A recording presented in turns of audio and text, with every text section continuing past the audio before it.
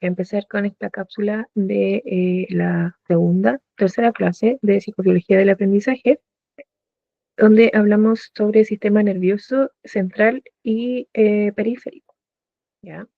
Entonces vamos a ir viendo lámina por lámina y recordando lo que vimos en esta clase, porque sé que es un poco recargado o requiere bastante esfuerzo aprender todas estas partes del sistema nervioso porque son muchas. Y sobre todo si es que no estamos familiarizadas con el tema, es un poco más complicado, que incluso es un poco agobiante. Así que vamos a comenzar. Entonces, no vamos a hacer ese Kahoot porque ya lo hicimos en clase. Vamos a partir inmediatamente con lo que era el contenido de la clase. En esta clase vimos lo que era la organización estructural y funcional del sistema nervioso central y el sistema nervioso periférico. Vimos lo que era médula espinal y tronco encefálico, lo que es el encéfalo, ¿cierto? ¿Cuál es el rol de este? Conceptualizamos algunas funciones de nuestros sistemas nerviosos central y periférico y también vimos el rol de la médula espinal y del encéfalo y cuál era el vínculo en el aprendizaje. ¿Ya? Entonces, avance.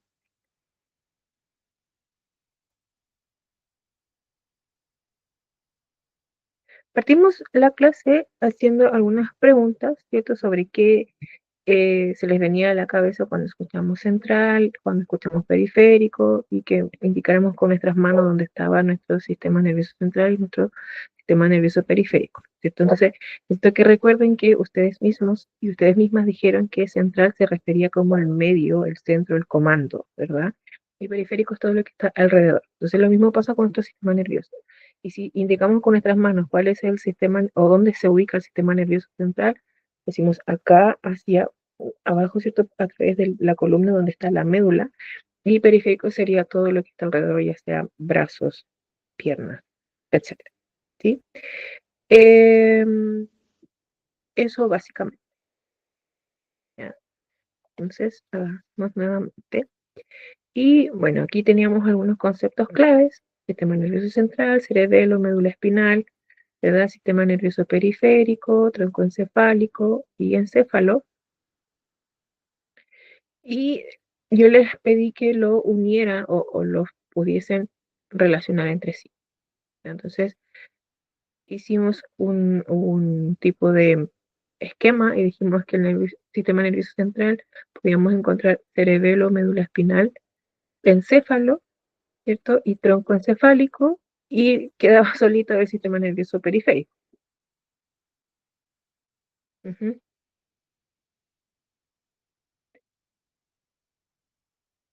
Ok. Entonces, partamos con el sistema nervioso. El sistema nervioso en sí, ¿cierto? Es un sistema. ¿Y qué era sistema? El sistema era de hecho también se les pregunta a ustedes, ¿cierto? Y ustedes me dijeron que era un conjunto de cosas, de personas o de organizaciones que trabajaban em, para lograr un objetivo, etcétera. ¿Sí? Entonces nuestro sistema nervioso también es un conjunto de partes, ¿cierto? Un conjunto de órganos, un conjunto de estructuras que van a trabajar en pos de un objetivo que es organizar mi organismo, ¿cierto? Organizar mi cuerpo. Ya, entonces, y vimos distintas imágenes que representaban organizaciones, ¿cierto? Sistemas, como el sistema,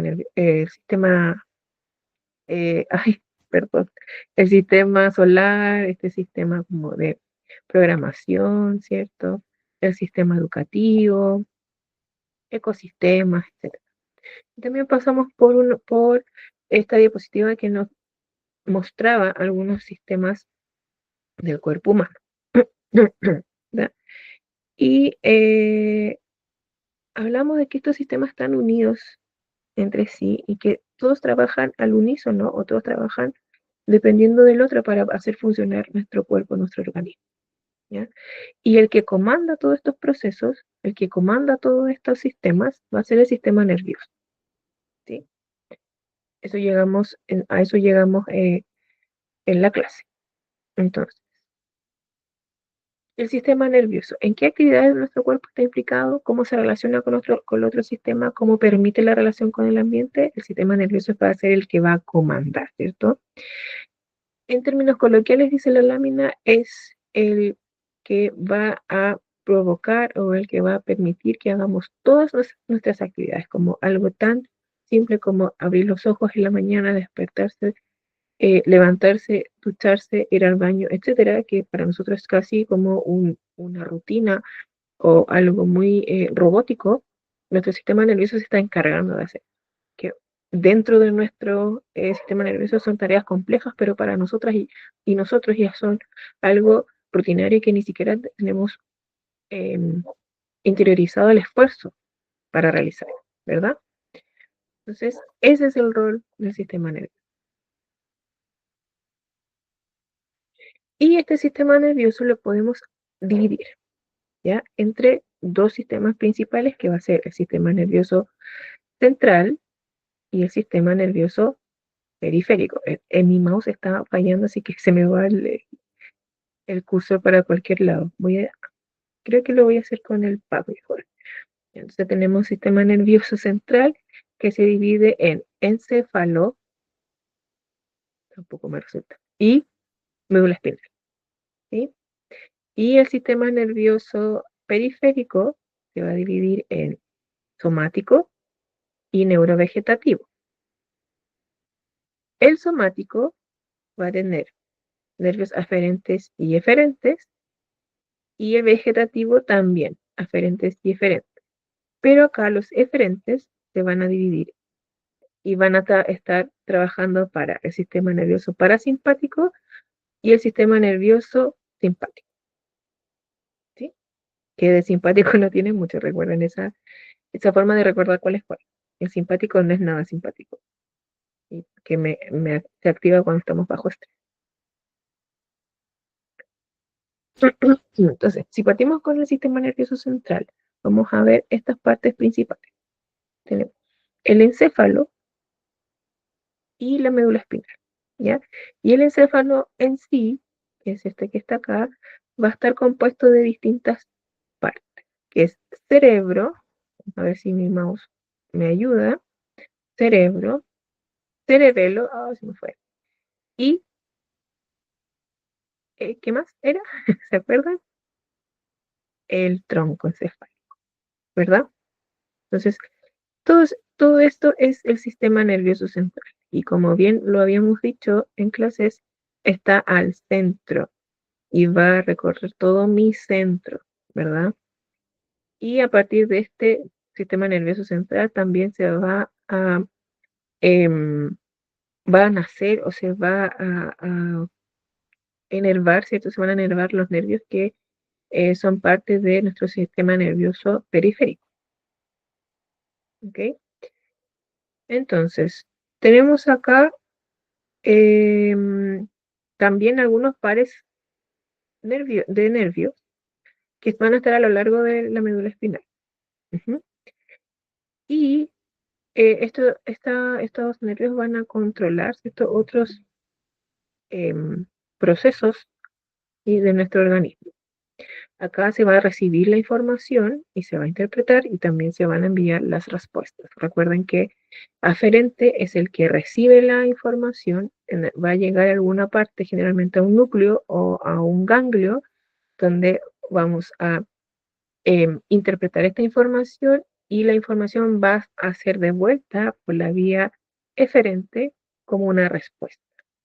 ¿Sí? Entonces, recuerden, por ejemplo, cuando poníamos el dedo en la llama, cuando ustedes se acuerdan de ese ejemplo que dije, ¿Quién ponía cuando chico ponía el dedo en la llama y jugaba poniendo el dedo en la llama de la vela y lo pasábamos y no sentíamos nada, pero si lo dejábamos ahí sí íbamos a sentir porque ahí se estaba activando esa, se estaban activando esas vías, ¿verdad? Entonces, em, esa es la función del sistema nervioso central, ¿ya? Y estoy viendo mis notas, recuerden que yo tengo todo anotado para que no se me olvide nada. Entonces, claro, tenemos el cerebro, el encéfalo. Bueno, ¿cuáles son las funciones? Se encarga de funciones superiores como el pensamiento, el lenguaje, memoria, emociones y la toma de decisiones, y eso va a estar generalmente la toma de decisiones en el cerebro, ¿cierto? En la parte frontal, y además el cerebro es la estructura más grande del sistema nervioso central, ¿verdad? Y también por eso está dividido en distintas partes, en lóbulos, que van a estar también divididos por funciones específicas, ¿ya? Em, que eso lo vamos a ver más adelante. También tenemos el puente o la protuberancia que le decíamos, ¿verdad? Que es parte del tronco encefálico y que va a conectar distintas regiones del encéfalo y que va a coordinar movimientos, ¿ya? Los que requieren sincronización y que no son, que son automáticos, por ejemplo, la respiración. Y también esta parte va a participar en el sueño y en el estado de alerta. Ya recuerden también eso cuando yo les decía que si nos parábamos erguidos, estábamos erguidos, activábamos el sistema reticular para tomar atención. Toda esta parte del tronco encefálico tiene que ver con el sistema reticular, ¿sí? El cerebelo, que está detrás, vamos a ver si me funciona esto, que está ahí, ¿verdad? Esta va a estar detrás del tronco cerebral y por debajo del cerebro, ¿sí? Pues decíamos que estaba como en la nuca más o menos. Y te va a coordinar movimientos que van a ser precisos y también el equilibrio. Pero no solo eso, está también relacionado en el aprendizaje, sobre todo el motor, como por ejemplo andar en bicicleta, y con el sistema reticular. Entonces, para poder tomar atención em, por ejemplo, poder codificar lenguaje o en algunas funciones cognitivas también va a estar muy involucrado el cerebro. ¿Ok? El bulbo raquídeo que está por debajo, se puede ver ahí como por debajo del cerebelo, que también le podemos llamar médula oblonga, oblongada, no puedo decir eso, oblongada, ahí sí. Está la parte más baja del tronco encefálico y va a regular funciones vitales automáticas como la frecuencia cardíaca, la respiración, la presión arterial y la deglución. Y por último tenemos la médula espinal, está aquí, ¿verdad?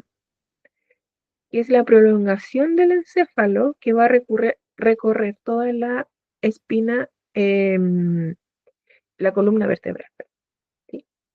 Y esta médula va a transmitir órdenes motoras del cerebro al cuerpo y también va a recibir información sensorial del cuerpo hacia el cerebro. Es la encargada de recibir todos estos estímulos. Y va a participar en reflejos,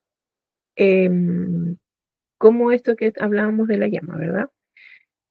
Y en la parte derecha tenemos una imagen donde nos muestran los nervios raquídeos de cada lado.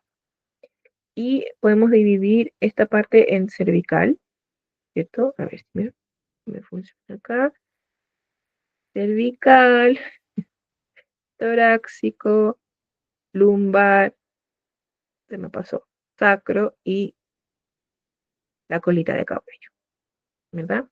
Cada segmento va a controlar funciones motoras y sensoriales distintas de una parte del cuerpo y esto se relaciona con el mapa, ¿verdad? Entonces cada nervio va a regular y va a controlar funciones motoras y sensoriales de la parte donde se encuentra.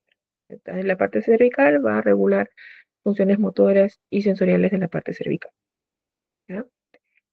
Eso con el sistema nervioso, con la estructura del sistema nervioso central.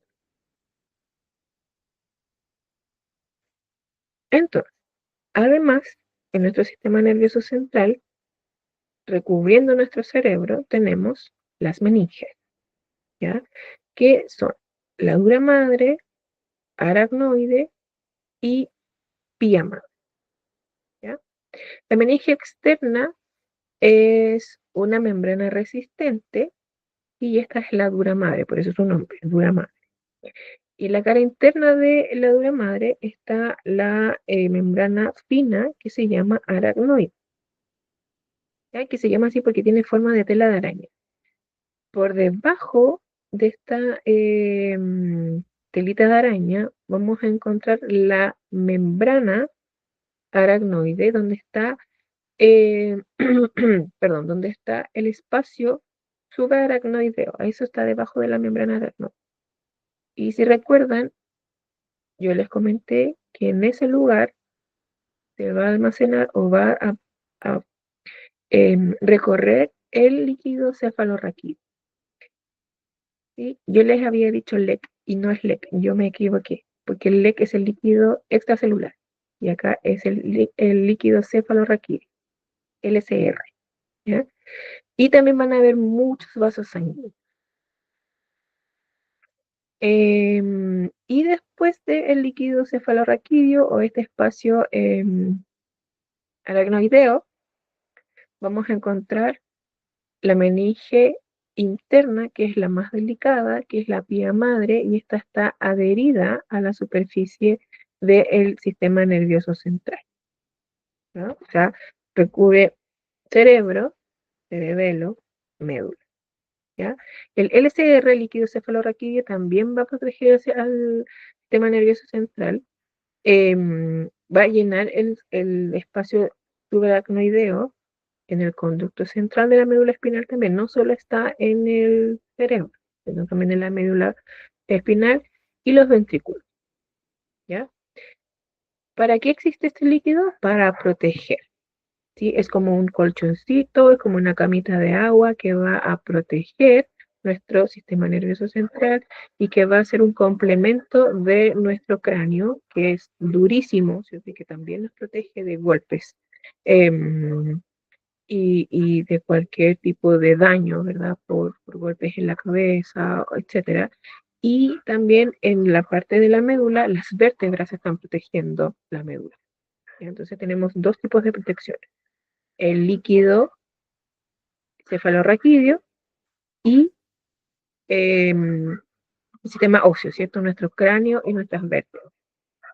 Eso que se escucha afuera son mis perros, así que no se preocupen. Yo estoy acostumbrada, pero les aviso por si acaso. Entonces vamos a avanzar.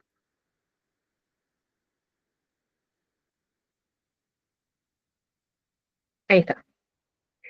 Ya, entonces, ¿qué son los ventrículos? En los ventrículos se forma el LCR y si los vemos desde una mirada lateral, lo podemos ver aquí, a ver, de nuevo lo estoy haciendo con el mouse, aquí, ¿cierto? Lo que se ve en celeste o azul, y si lo vemos desde arriba, lo podemos ver acá. Decíamos que parecía como una M. Están los ventrículos. Y si lo vemos en todo nuestro sistema nervioso central, esto que recorre esto como celestito va a ser el LC, el líquido que está protegiendo nuestro sistema nervioso central. Y bueno, como estudiar el sistema nervioso no es fácil, hay personas, ¿cierto? Investigadores, científicos que han, les han dado nombre a la ubicación de nuestro sistema nervioso para que no haya confusión. ¿Ya? Entonces vamos a hablar, por ejemplo, de anterior, si es que estamos hablando de el cerebro, va a ser la parte frontal, ¿cierto? Dorsal, posterior, la parte de atrás de la cabeza, y ventral acá abajo, ¿sí? Como decíamos que era como la papá, pero en verdad no es la papá, porque nuestro cerebro está como está por acá, ¿sí? Sería como a nivel de acá. Y si vamos a la médula, anterior sería hacia arriba, posterior hacia abajo, ventral hacia la guatita y dorsal la espalda. Si lo vemos en un animalito como un gato, se vería así, ¿sí? Los colores representan lo mismo que está en el humano, ¿ya? Y acá medial y lateral sería, ¿cierto? Como lo muestran las flechitas, ¿sí? Entonces, estas posiciones ustedes se las tienen que aprender y la recomendación acá es que las practiquen de forma independiente y autónoma y traten de recordar esto, pero como a ustedes les sirve recordar. Ya acá está el esquema, la fotografía, pero ¿qué más se puede hacer que estudiar cada uno? ¿Verdad? Y también tenemos algunos tipos de corte que pueden ser imaginarios o pueden ser reales cuando se han estudiado los cerebros, ¿sí? Tenemos el corte sagital, el corte horizontal, el frontal y la sección transversal. Ujú. Entonces déjeme ver mi nota a ver si se me olvida algo. No se me olvida nada. Entonces podemos avanzar. Y acá decíamos, ¿cierto?, que el sistema nervioso central humano que hoy conocemos a través de las representaciones no siempre fue así. Ya no existe una trayectoria, o sea, no siempre fue así porque existe una trayectoria a nivel filogenética y ontogenética. Acá yo les preguntaba por la clase anterior si se acordaban que lo que era filogenético y ontogenético y sí se acordaron. Muy bien.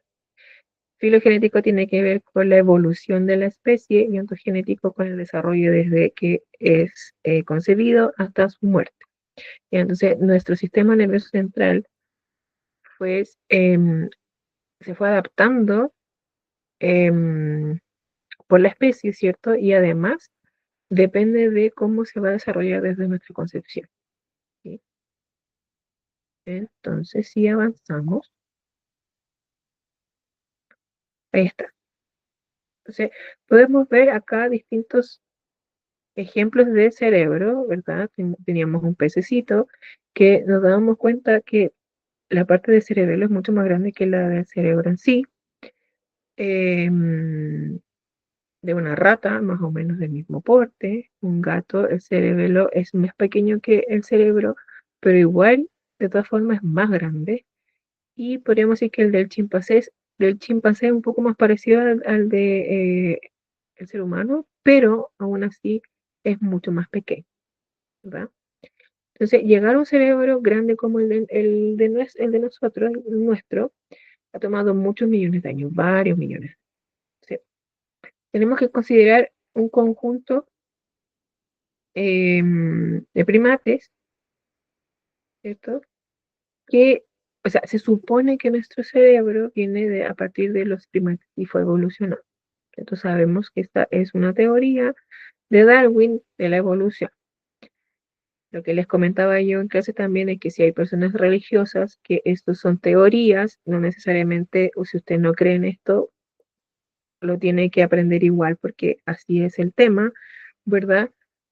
Pero es la teoría que sí existe. Entonces, hablamos de que nuestro cerebro, perdón, al igual que el ser humano, ha evolucionado, ¿no? Neandertales, Homo sapiens sapiens, etcétera, hasta llegar a nuestro cerebro.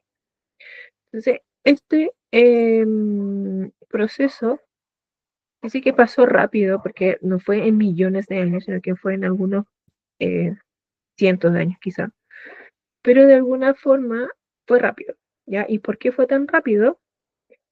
Porque es lo que se necesita, ¿cierto? Se necesitaba para la evolución y para poder sobrevivir, ¿ya? En algunos estudios, como por ejemplo en el estudio sobre los neandertales y los Homo erectus y los Homo sapiens, existe una tendencia a disminuir el tamaño relativo del cerebelo, pero este patrón va a cambiar súbitamente al llegar al Homo sapiens moderno. Nuestro cerebro se hace más grande. ¿Ya? ¿Por qué? Porque lo utilizamos más, quizás porque nuestro equilibrio, nuestros movimientos son más finos y también porque nuestro aprendizaje depende de este cerebelo. Entonces, si pensamos todo el aprendizaje o todo lo que hemos llegado o logrado comprender, también va a influir en cómo va a funcionar y cómo se va a ver nuestro cerebro. Otra cosa es la expansión del lóbulo parietal, particularmente en sus proporciones superiores. Estas zonas están implicadas en los procesamientos de sintaxis y de gramática. Entonces, cómo eh, comprendemos la gramática o la sintaxis de nuestros lenguajes. obviamente va a estar de una manera más desarrollada. ¿Ya? Avancemos entonces. Y acá llegamos al tema de la embriología.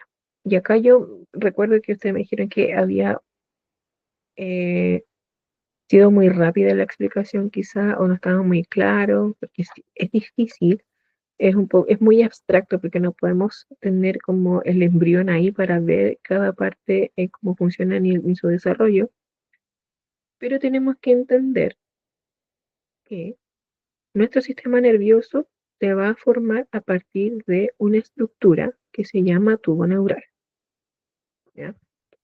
Que es el que está acá. ¿Se ve? Y sí, ahí con el dedito mejor. Este es el tubo neural, ¿cierto? Y este tejido, este tubo, se va a convertir en nuestro sistema nervioso central y este tubo va a estar repleto de líquido, ¿ya? Entonces, em, cuando comienzan a pasar los días después de la concepción, los primeros indicios de que se va a formar el sistema nervioso central son ensanchamientos de este tubo que van a aparecer, ¿cierto? Eh, y se van a notar a partir de los días. Y en estas tres cámaras, en estos tres ensanchamientos, se van a formar a partir de eso el prosencéfalo, el mesencéfalo y el romboencéfalo. Ujú. Y a medida que va avanzando el desarrollo del embrión, se va convirtiendo en feto, estos tres ensanchamientos se van a formar y se van a convertir en zinc, ¿sí? Que son el telencéfalo, el diencéfalo, mesencéfalo, metencéfalo y mielencéfalo. Entonces todo esto a partir del tubo que vemos ahí. ¿Sí? Estoy viendo mis apuntes. Tubo. Habíamos dicho que el tiempo eran 28 días, ¿cierto? Claro, el tubo, eso no lo mencioné. El tubo se va cerrando. Si se fijan acá, no puedo. Con la mano chiquita. Aquí se va cerrando, ¿cierto? Está quedando un espacio, pero eso al final se va a cerrar. Y ahí se van generando los ensanchamientos. Entonces, a la derecha tenemos el embrión humano, donde ya comienza a diferenciarse y a verse la cabeza. Dentro de esta cabeza se está eh, formando, se está creando el encéfalo. ¿Sí? Entonces, al principio, como decíamos, se formaban tres: el prosencéfalo, mesencéfalo y romboencéfalo. El prosencéfalo es el cerebro anterior, ¿sí? El mesencéfalo, el cerebro medio, y el romboencéfalo, el cerebro posterior. Entonces, luego, estas zonas se van a dividir en sí. El encéfalo, que va a dar lugar a los hemisferios cerebrales. Sabemos que nuestro cerebro se divide en hemisferio derecho, hemisferio izquierdo. Entonces, el encéfalo va a dar lugar a eso. El diencéfalo es el que va a dar lugar a el tálamo y el hipotálamo. El mesencéfalo se va a mantener, ¿cierto? El cerebro medio. El metancéfalo va a formar la protuberancia o el puente y el cerebelo, y el mielencéfalo va a dar lugar al bulbo raquídeo. Entonces, todo esto estamos hablando de nuestro sistema nervioso central, de el encéfalo, ¿sí? Este proceso es clave porque va a definir la organización de nuestro encéfalo y además de toda nuestra médula espinal. Y acá viene el dato curioso que lo tenía anotado, que a los 28 días de desarrollo ya se ven estas tres vesículas principales, que son las que a partir de esta van a ser nuestro cerebro. Pero esto está en formación, no está funcionando aún, porque yo les decía que el sistema nervioso no está funcionando en los 28 días, sino que se está desarrollando recién. Entonces ahí podríamos entrar a una discusión desde cuándo puede ser aborto o no, porque si no hay sistema nervioso, va a sentir el embrión o algo, ahí está la discusión, ¿cierto? Ok, avanzamos. Y en estas imágenes podemos ver con mayor claridad el desarrollo y sus fases. Tenemos entonces acá nuestras tres partes. Arriba no puedo, no puedo, no puedo, no puedo. Arriba tenemos el prosencéfalo, ya el mesencéfalo y el romboencéfalo. Y acá abajo están haciendo la médula espinal. Entonces acá decimos que parecía como un clip, ¿cierto? Como, o como una horquilla, esa que se ponen en el pelo. Pero aquí yo les decía, ¿qué imagen se les viene o qué ya aparece? Me mencionaban que parecía una persona, que tenía piernas, como un cuerpo, pero un poco deforme, pero ya tenía una forma, ¿cierto? Entonces, estas partes, el prosencéfalo, se transformó en el telencéfalo, que va a dar lugar a los hemisferios. Si se fijan acá está marcado, esto donde van a estar los hemisferios. El diencéfalo está aquí, para que, y dónde, o sea, ¿qué le daba lugar al diencéfalo? Al tálamo y el hipotálamo. Y esto pertenecía antes a el prosencéfalo. El mesencéfalo se va a mantener, ¿verdad? Que es el cerebro medio. Luego tenemos el metencéfalo y el mielencéfalo que se va a transformar en el bulbo raquídeo. Se podemos ir asociando también los colores. Y luego, ay, me salió. Si vemos ya el cerebro o el encéfalo desarrollado, tenemos acá el prosencéfalo, lo que era el prosencéfalo que se transformó en el telencéfalo y el diencéfalo, el mesencéfalo, ¿sí? Y acá el rombocéfalo se transformó en el metencéfalo y en el mielencéfalo. Ujú.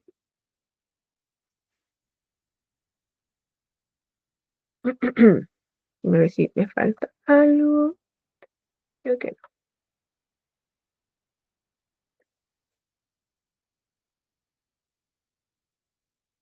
Cúpula, el encéfalo. No, creo que no me falta. Ya, avancemos entonces.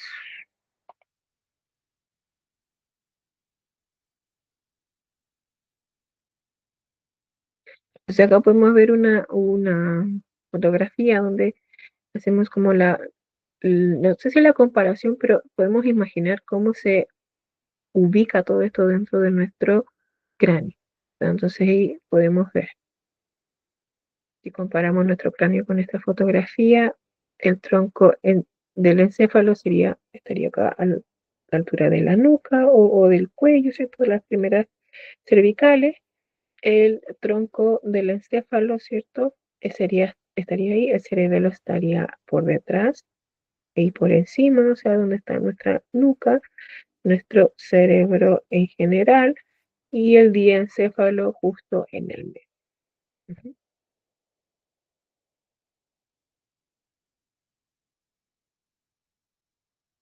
Bueno, esta es la misma lámina que estaba anteriormente, pero están asociadas a algunas otros lugares y sus funciones.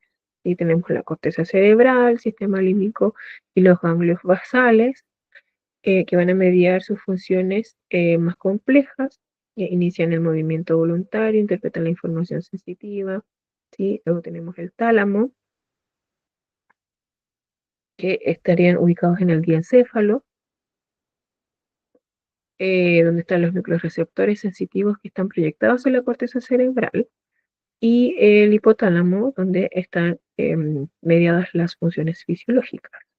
El tectum, que está asociado a los reflejos auditivos y visuales, y el tegmentum está implicado en el sistema nervioso sensorio motriz y estarían ubicados en el metencéfalo, en el cerebro medio. La protuberancia, que son los fascículos ascendentes y descendentes, y que van a formar parte del sistema reticular, ¿sí? Y el cerebro, ya que es la estructura sensitivo motriz. Al final también tenemos la formación reticular, que está formado por los núcleos que están implicados con el sueño, atención y movimiento, entre otros, pues yo decía el sistema reticular. Si estamos erguidos, estamos atentos, si estamos echados o doblados, nos va a dar sueño. O sea, la idea es que cuando esas personas, esos profesores, profesoras, cuando éramos chicos, nos decían, siéntese derecho, póngase erguido, ponga atención, no estaban tan equivocados. ¿Ya? Hay un, una, un proceso o esto va a influir en mi atención si es que yo me mantengo erguida o erguido y no estoy echado en la mesa, ¿ya? Esa es la idea.